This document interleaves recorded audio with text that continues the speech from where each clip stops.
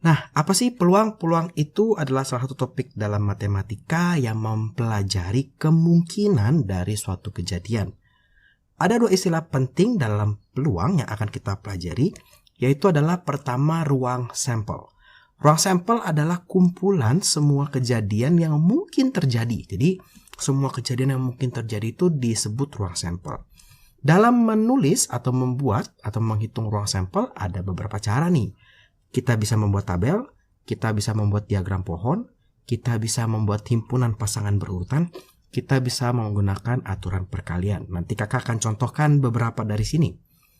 Yang kedua, yang penting adalah titik sampel. Nah, titik sampel ini adalah bagian dari si ruang sampel, itu adalah anggota dari ruang sampel, yaitu masing-masing dari kejadian tersebut. Yang pertama, kita akan belajar yang namanya titik sampel dan ruang sampel pada pelemparan koin. Nah, koin itu memiliki dua buah sisi ya, ada angka, ada gambar. Jadi kalau kita punya koin, nanti di sini ada yang angkanya misalnya 100. Nah, di sini ada gambarnya, gambar apa? Burung misalnya. Nah, ini burung tidak jelas. Maaf ya kakak, kurang bisa menggambar. Jadi kalau ada satu koin dilempar, ada dua kemungkinan kejadian yang bisa terjadi, yaitu munculnya angka atau munculnya gambar. Nah, gimana nih kalau terdapat dua koin atau lebih ya? Jadi misalnya ada 2 koin, 3 koin, 4 koin. Nah, gimana nih cara mencari ruang sampelnya atau mencari banyaknya ruang sampel, anggota ruang sampel? Untuk mencarinya, untuk mencari banyak anggota ruang sampel, itu kita bisa menggunakan rumus seperti ini, 2 pangkat N. Jadi ini kita menggunakan notasi-notasi pada himpunan. N itu adalah jumlah anggota dari S, itu ruang sampel. Itu adalah 2 pangkat N ya. N ini adalah jumlah koinnya. Ini adalah jumlah koin. Misalnya kalau kita punya 2 koin ya, maka jumlah anggota ruang sampel yang mungkin itu adalah 2 pangkat 2 atau 4. Kalau kita menggunakan 7 koin, maka kita punya 2 pangkat 7. Itu 2 pangkat 7 itu 256. 128 ya, 128. Nah, terus 28 kemungkinan kejadian. Nah, kita juga bisa nih menggambar ruang sampel dan anggotanya untuk pelemparan koin dengan menggunakan diagram pohon atau tabel. Nah, kita coba aja ya. Jadi kalau kita mau menghitung hanya berapa sih banyak anggota dari ruang sampelnya, atau berapa banyak sih titik sampel yang ada di ruang sampel, nah itu cukup dengan menggunakan 2 pangkat N. Tapi kalau kita mau detail, kita mau melihat ada titik sampel apa saja sih dalam pelemparan koin tersebut, nah kita mesti menggambar dengan diagram pohon atau dengan tabel. Contoh yang pertama, kakak punya 4 buah koin dilempar bersamaan. Kita disuruh menggambarkan ruang sampelnya. Nah, jadi kalau menggambar ruang sampel koin tuh sebetulnya biasanya lebih mudah menggunakan diagram pohon ya. Jadi untuk koin yang pertama, kita punya kemungkinan gambar, kita punya kemungkinan angka nih, diagram pohon seperti ini nih. Untuk kemungkinan yang kedua ya, jadi ini koin pertama misalnya muncul gambar. Koin keduanya, oh mungkin dong muncul gambar, muncul angka. Koin ketiganya, ini masih juga tadi kan kalau misalkan koin pertamanya muncul gambar, koin keduanya bisa gambar, bisa angka. Kalau koin yang pertama tadi muncul angka, koin keduanya juga sama nih, bisa gambar, bisa angka. Itu koin kedua ya. Sekarang gimana untuk koin yang ketiga? Ini sama nih. Jadi ini untuk koin yang ketiga masih sama. Berarti ini kita punya gambar, kita punya angka. Ini kita punya kemungkinan gambar, kita punya kemungkinan angka. Kita punya kemungkinan gambar. Nah, ini mungkin angka, mungkin gambar, mungkin angka. Sekarang untuk koin yang keempat, karena kita punya 4 koin ya.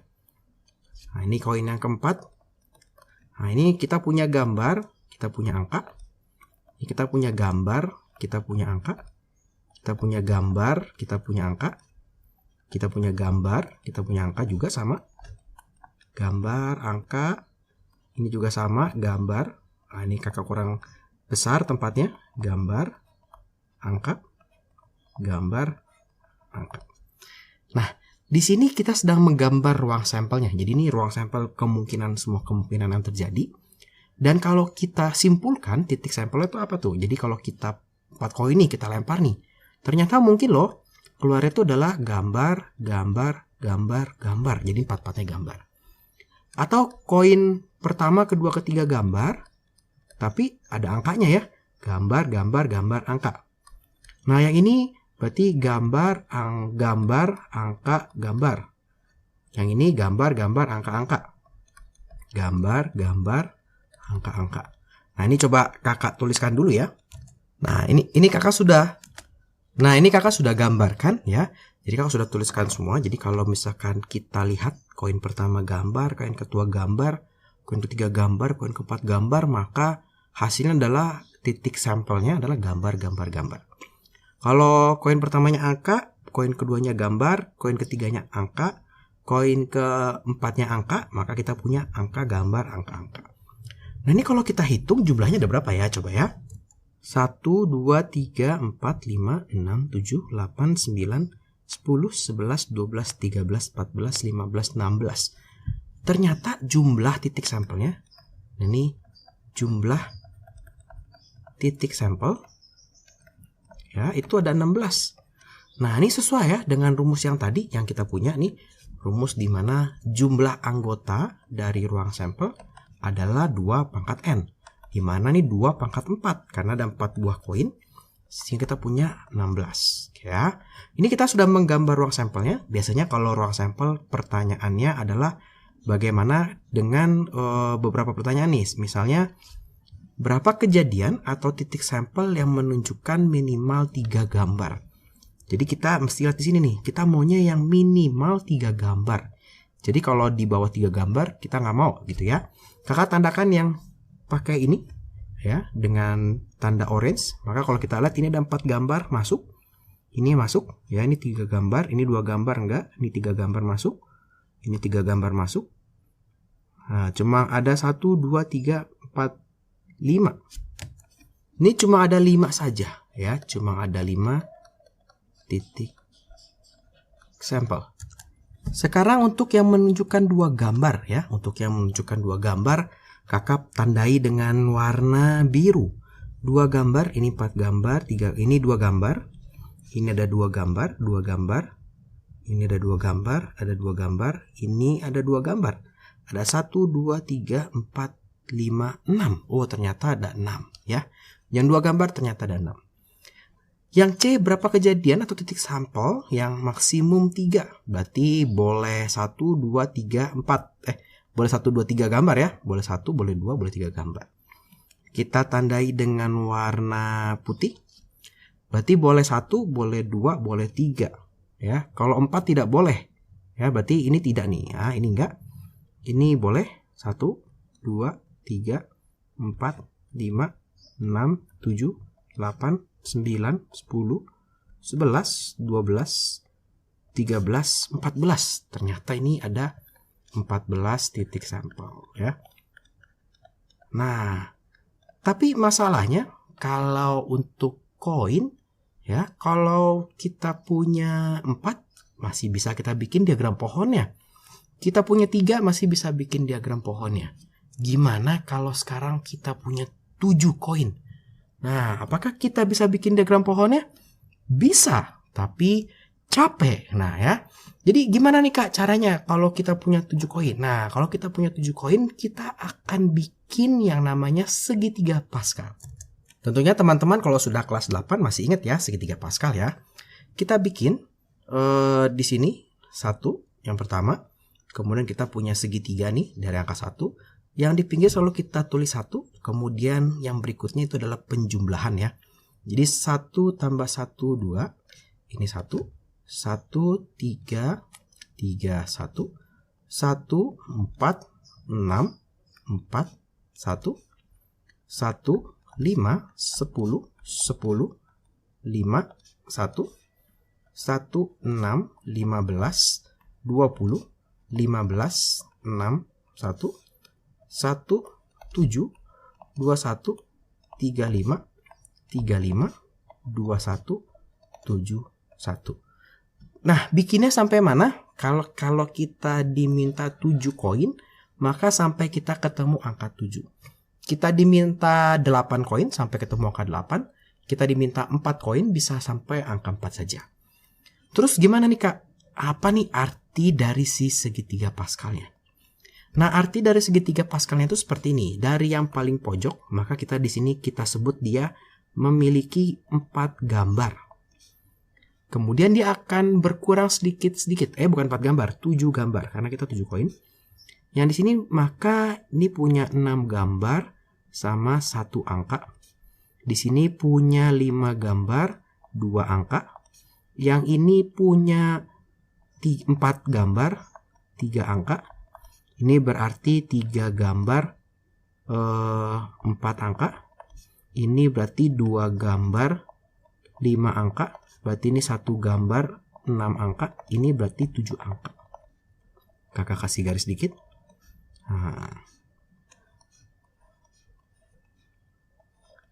Nah, berarti jumlah titik sampel ya yang ketika di koinnya dilempar, titik sampel yang keluar 7 gambar itu cuma satu kejadian ya. Ketika si 7 koin dilempar, munculnya 6 gambar dan 1 angka, itu ada 7 kejadian gitu. Kira-kira seperti itu. Jadi kita sekarang bisa menjawab soal-soal ini nih ya. Jadi kalau ditanya, kita tanya yang ini dulu ya, kita yang B dulu. Berapa kejadian atau titik sampel yang menunjukkan 2 gambar? Tinggal kita cari. Yang 2 gambar tuh yang ini ya, 2 gambar. Oh, 21 Kak. Ini jauh lebih mudah dibandingkan kita menggambar semua ruang sampelnya. Terus misalnya yang minimal 6 gambar. Nah, minimal 6 gambar. Berarti 6 gambar itu, nah ini. 6 gambar, ini boleh masuk. 7 gambar, ini boleh masuk. Ini 5 gambar nggak boleh masuk ya. Karena kan minimal 6 gambar. Maka titik sampel yang menunjukkan 6 gambar itu ada berapa kejadian? Kita jumlahkan saja nih. 1 ditambah 7. 1 ditambah 7, ini adalah 8. Gitu ya. Kemudian kita yang C. Sekarang yang C itu adalah berapa titik kejadian maksimum 3 gambar. Maksimum 3 gambar berarti kalau ini tidak boleh ya. Kalau 1 gambar boleh, 2 gambar boleh ya. 3 gambar sudah maksimum. 3 gambar masih boleh ya. Berarti kita tinggal jumlahkan saja yang kita mau ambil. 7, 21, 35. Maka kita tinggal jumlahkan 7 ditambah 21 ditambah 35. Ini maka 28 ditambah 35. Ini hasilnya itu adalah 363. Nah, jadi lebih mudah ya. Coba bayangkan kita harus menggambar ruang sampel 7 koin dengan diagram pohon. Mabok pastinya ya.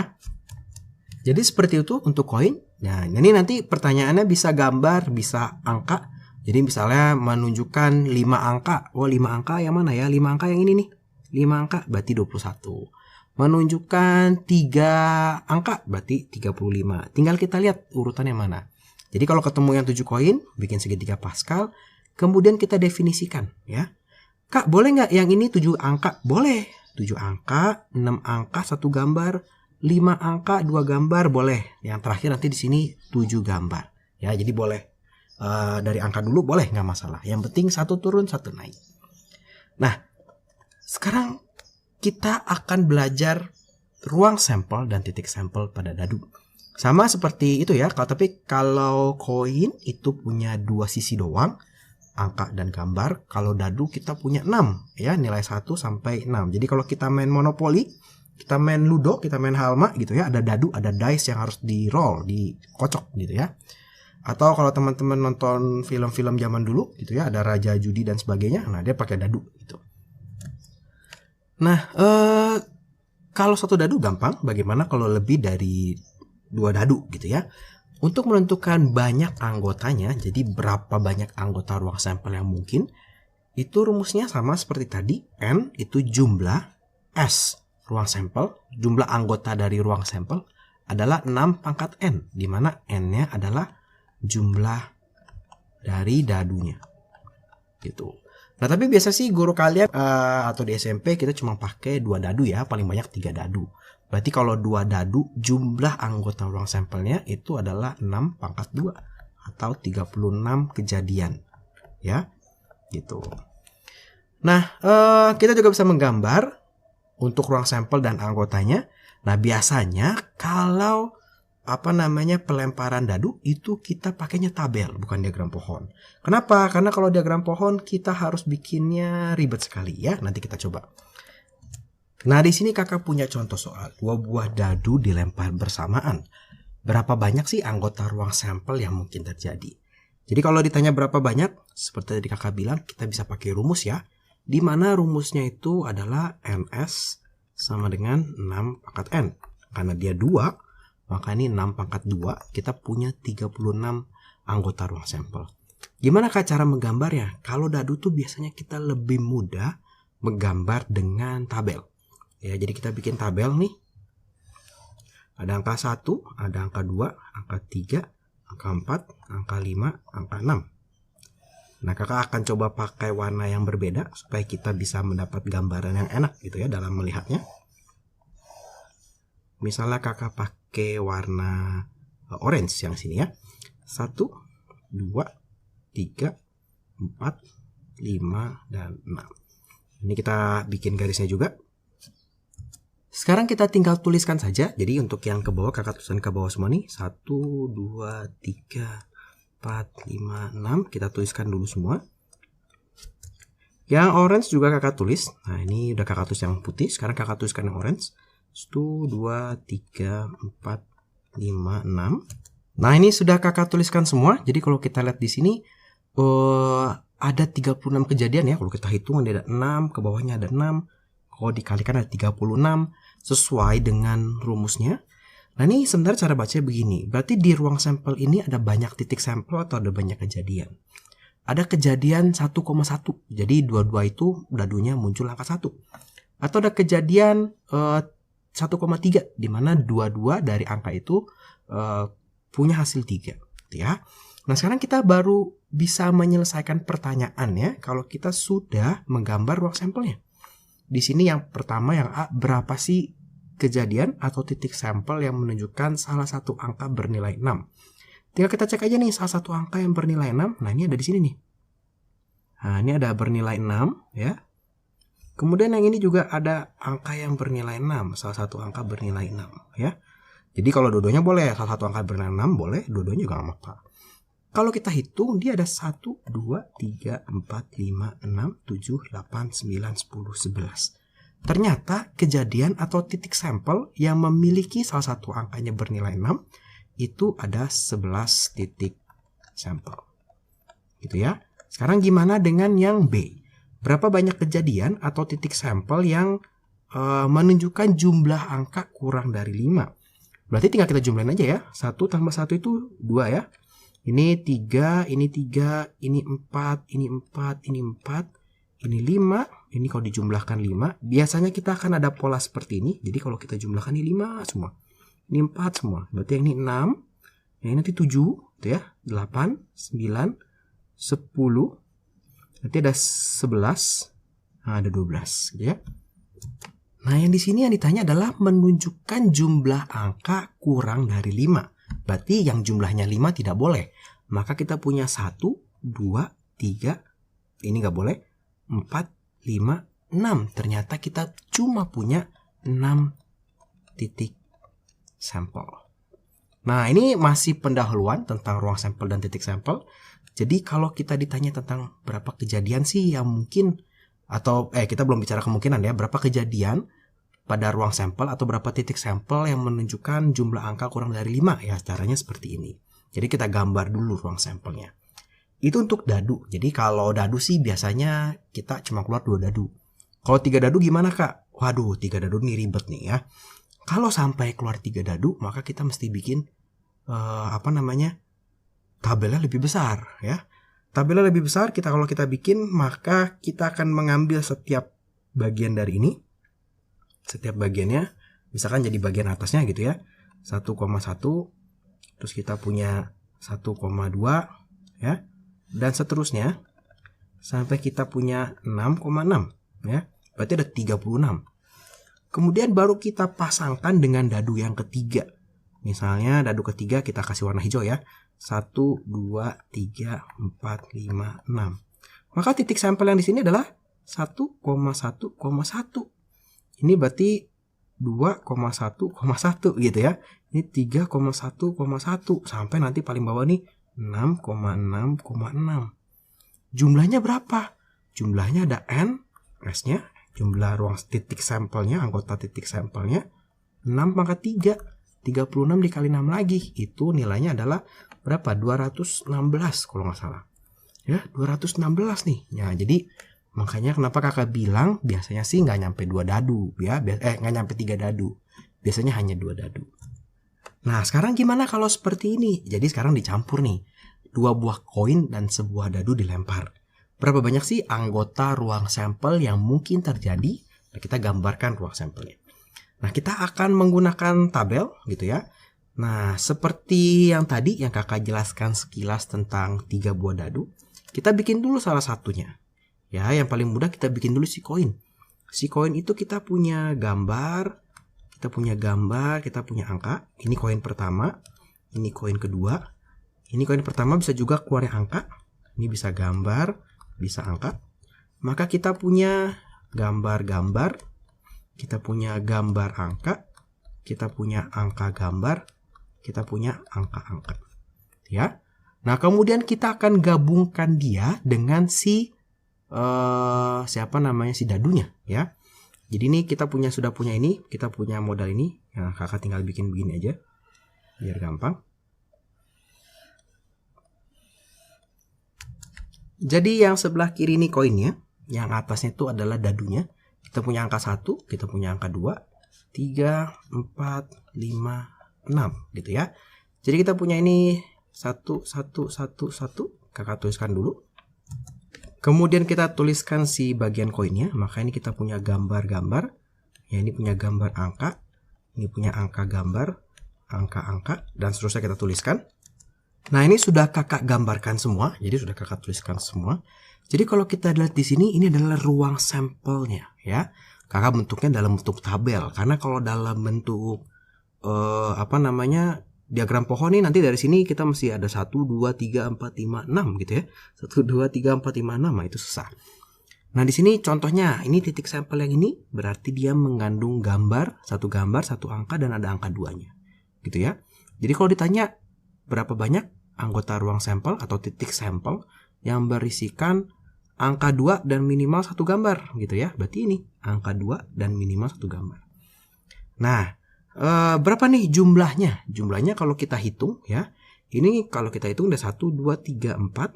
1, 2, 3, 4, 5, 6 ya. Atau kalau kita hitung 4 kali 6 atau ada 24. Kak, ada rumusnya nggak? Kalau kita menghitung nanti ditanyanya 7 koin, 10 dadu, Kak. Gimana caranya? Ada. Jadi kalau kita ditanya misalnya nih 2 koin dan sebuah dadu ya. 2 koin dan 1 dadu. Kalau koin itu jumlah anggota ruang sampelnya, nah NS-nya, ini kan 2 pangkat N ya, atau 2 pangkat 2, ini adalah 4. Kalau dadu, nah ini kan 6 pangkat N, berarti ini 6 pangkat 1, ini sama dengan 6. Maka untuk NS totalnya, itu tinggal dikaliin, 4 dikali 6, 24. Nah, sesuai ya sama ini ya. Jadi kalau nanti tiba-tiba kamu dapat soal 5 koin, misalnya sama berapa? 2 dadu gitu ya. Berapa banyak anggota ruang sampelnya? Berapa banyak anggota ruang sampelnya? Ya berarti ini untuk yang koin 2 pangkat 5 atau 32. Untuk yang dadu ini adalah 6 pangkat 2 atau 36.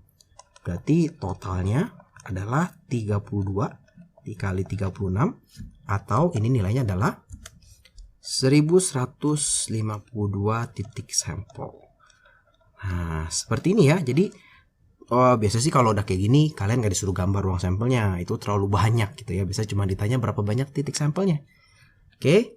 Nah, sekarang kita sudah belajar ruang sampel, titik sampel dari koin dan dadu. Satu kakak menggunakan diagram pohon, yang satu kakak menggunakan tabel. Sebetulnya bisa juga ya.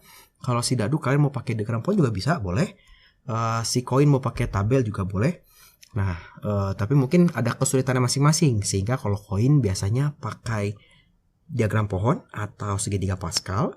Kalau si Dadu biasanya pakainya adalah tabel. Nah, sekarang kita mau belajar dengan aturan perkalian. Nah, aturan perkalian ini juga cara untuk mencari jumlah anggota ruang sampel. Sebetulnya secara sekilas kita sudah menggunakan aturan perkalian di sini ya ketika kakak membahas ini. Tapi lebih detailnya kita coba ya. Nah, aturan perkalian ini berkaitan biasanya dengan cara menyusun. Jadi kalau kalian nanti ketemu soal bagaimanakah cara menyusun buku misalnya, atau bagaimanakah cara menyusun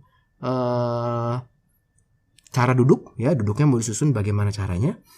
Nah, atau juga bisa berkaitan dengan cara mengambil jalur atau menyusun beberapa bilangan menjadi angka tertentu. Nah, cara menyelesaikannya ini yang pertama yang paling penting kita adalah membentuk slot atau bagian yang kita akan isi dengan kemungkinan dan syarat yang ada. Supaya nggak bingung, kakak langsung contohkan saja ya. Jadi di soal nomor ini biasanya kita dikasih gambar, tadi kakak lupa kasih gambar ya, jadi kakak kasih gambar secara manual. Itu menunjukkan lintasan dari titik A ke C melalui B ya. Ternyata dari A ke B ini kita bisa lewat 5 jalan nih, jalan yang atas misalnya jalan utara, ini lewat jalan Tamrin, ini misalnya lewat jalan Sudirman, ini misalkan lewat Sunter, ini misalkan lewat Kelapa Gading gitu, misalnya seperti itu ya. Dari titik B ke titik C ternyata masih bisa lewat Surabaya, yang ini bisa lewat Yogyakarta, bisa lewat Semarang dan sebagainya. Nah, pertanyaannya biasanya bentuknya seperti ini. Berapa banyak sih cara menuju dari A ke C balik lagi ke A ya? Kan bisa aja ya, kakak memilih jalur atas, ke C-nya jalur tengah, baliknya jalur bawah, terus kakak pilih jalur tengah gitu. Satu kemungkinan. Bisa juga jalur atas, jalur bawah, kemungkinan kedua. Ada banyak tapi, nah ini kan tidak mungkin ya, kita mencoba satu-satu. Nah, maka kita akan menggunakan aturan perkalian. Ya. Nah, tapi nanti biasanya ada syarat ya, misalnya boleh dilalui 2 kali. Artinya kalau kakak sudah lewat sini, pulangnya boleh lewat sini lagi. Ya. Kalau yang tidak boleh, perginya lewat sini, pulang nggak boleh dilewatin lagi. Oke ya. Kita coba ya. Untuk yang A, kita akan bikin slotnya dulu. Jadi kalau di sini kita punya 4 slot. Dari mana kak? Yang pertama itulah kalau kita jalan dari A ke B, ya. Nanti ini kan kita kali dengan dari yang B ke C, ya. Ini akan kita kali lagi dengan dari yang C ke B lagi. Kan dia bolak-balik ya, dari A ke C balik ke A. Dikali lagi, nah ini dari B ke A. Nah, kemudian kita akan isi ini dengan beberapa kemungkinannya. Misalnya yang pertama ya, kita masih boleh memilih 5 jalur. Ya, ada 1, 2, 3, 4, 5. Maka kita isi dengan angka 5. Dari B ke C kita punya 3 pilihan. Nah, sekarang untuk soal yang A, dia boleh dilalui 2 kali. Berarti dari C ke B, kalau kita lewat atas, boleh lewat atas lagi. Artinya kita punya 3 pilihan lagi. Dari B ke A, kalau tadi kita lewat atas, kita boleh lewat atas lagi. Berarti kita punya 5 pilihan lagi. Maka untuk jawabannya A adalah 5 kali 3 kali 3 kali 5. Atau ini adalah 25 dikali 9. Jadi kakak kalikan dulu 5 sama 5-nya. Atau ini nanti 225 cara. Ternyata ada 225 cara dari A ke B ke C ke B ke C ke A lagi. Kalau dia boleh lewat jalur yang sama. Gimana kalau yang B kak? Jadi dia tidak boleh melewati jalur yang sama. Kita bikin dulu slotnya. Berarti ini dari A ke B dikali. Ini dari B ke C dikali. Dari C ke B dikali. Dari B ke A, gitu ya. Kita akan isi yang pertama. Waktu berangkat, dia bisa pilih 5 jalur. Dari B ke C, waktu berangkat, dia bisa pilih 3 jalur. Nah, syaratnya ini yang bikin nanti berbeda di slot yang berikutnya. Dari C ke B, dia tidak boleh melalui jalur yang sama. Jadi kalau sudah lewat atas, tidak boleh nih lewat atas lagi nih. Berarti pilihannya tinggal 2. Ya. Dari B ke A, misalkan dia sudah lewat yang tengah, maka dia sudah tidak boleh lewat yang tengah lagi. Dari 5 pilihan sekarang dia cuma punya 4. Maka ini kalau kita kalikan, nah ini kakak kalikan ini sama ini dulu, 6 dikali 5 kali 4 20, maka ternyata cuma ada 120 cara. Jadi lebih sedikit karena kemungkinannya lebih sedikit yang bisa dilalui. Itu contoh yang pertama. Kita akan coba contoh yang kedua ya dari aturan perkalian. Biasanya bentuk soalnya seperti ini. Berapa banyak cara menyusun angka dari 1 sampai 7 untuk membuat bilangan yang terdiri dari 3 angka dengan syarat yang pertama tidak boleh ada bilangan yang terulang. Ya, kita bikin dulu yang A. Dia mau bikin bilangan yang terdiri dari 3 angka. Berarti ada 3 slot. Ya, ada 3 slot. Yang pertama, tidak boleh ada angka yang berulang. Oke, kita start dari yang depan. Yang depan ini kita masih boleh pilih 7 angka. Karena kita mau pilih angkanya supaya jadi bilangan tertentu gitu ya. Kita bisa pilih 7 angka. 7.